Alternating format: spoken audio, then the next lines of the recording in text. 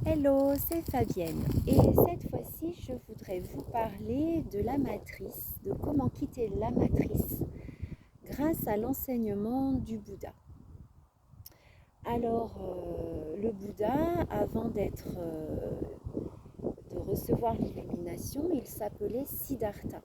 C'était un prince, un fils de roi et il vivait en Inde dans un palais complètement protégé parce que son père ne voulait pas que son fils ait du chagrin.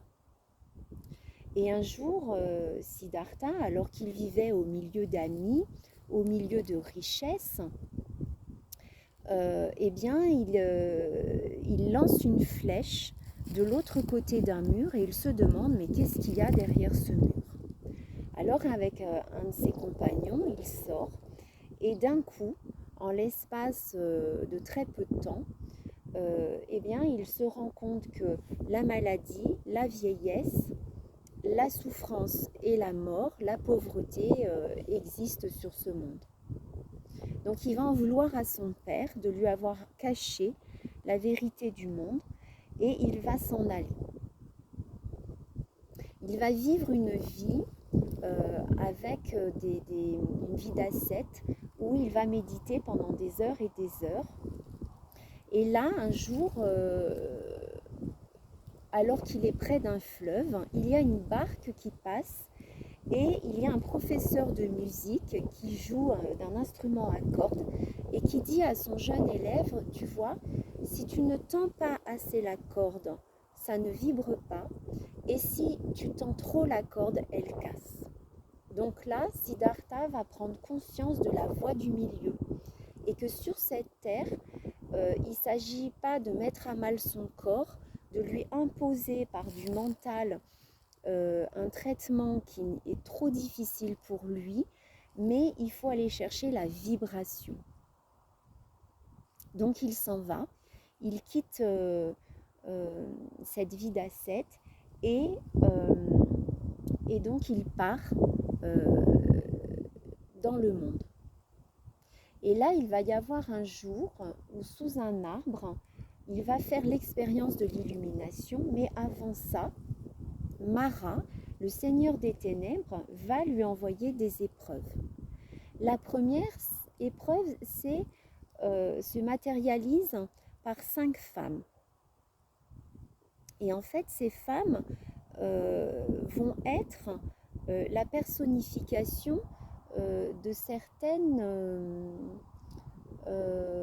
certains comportements humains qu'il faut abandonner. Donc il y a la peur, il y a le désir, il y a la cupidité.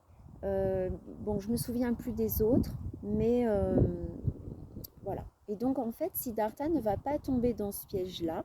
Il va laisser passer les 5 filles de Mara et il va continuer à être très tranquille, en posture de méditation, très calme.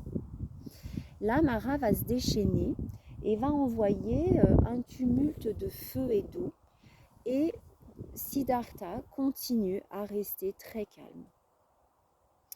Donc, Mara poursuit et il va envoyer devant Siddhartha une armée d'innombrables soldats.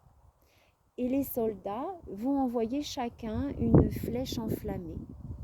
Mais Siddhartha reste très calme. Et au lieu de recevoir des flèches, eh bien, ce sont des fleurs qui tombent à ses pieds. Alors là, Mara joue le tout pour le tout et il va décider d'apparaître devant Siddhartha comme une autre version de lui-même.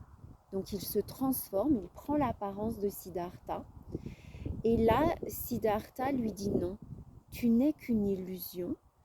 Et Mara va lui dire, mais enfin, tu vois bien, je suis ton alter ego. Et Siddhartha va dire, mais l'ego n'existe pas. L'ego, c'est une construction mentale.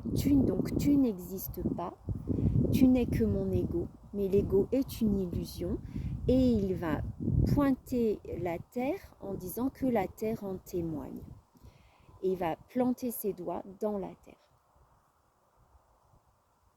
Alors on pourrait se demander, mais pourquoi est-ce qu'il fait ça? Parce que quelque part, Siddhartha, il a compris que cette matière, que la terre, en fait, elle est divinisée.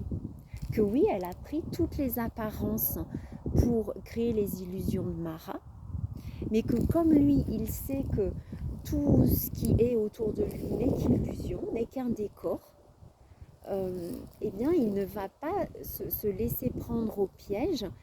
Et le piège ultime, c'est effectivement, face à lui-même, de se croire réel.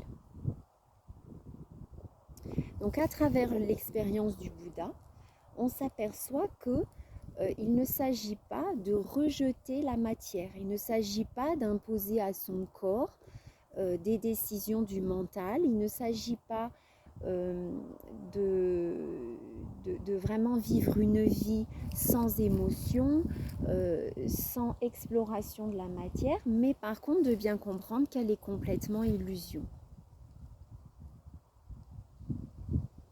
Et de trouver une zone de paix. Parce que là où il y a la peur, il ne peut pas y avoir la paix. Donc l'expérience du Bouddha, c'est vraiment ça, c'est d'aller trouver une zone de paix en soi qui fait qu'on ne va pas du tout céder à la peur qui est mise en scène par le monde extérieur. Donc on revient en soi, on arrête de croire au monde extérieur, on revient à l'intérieur de soi et on se stabilise dans cette zone de paix.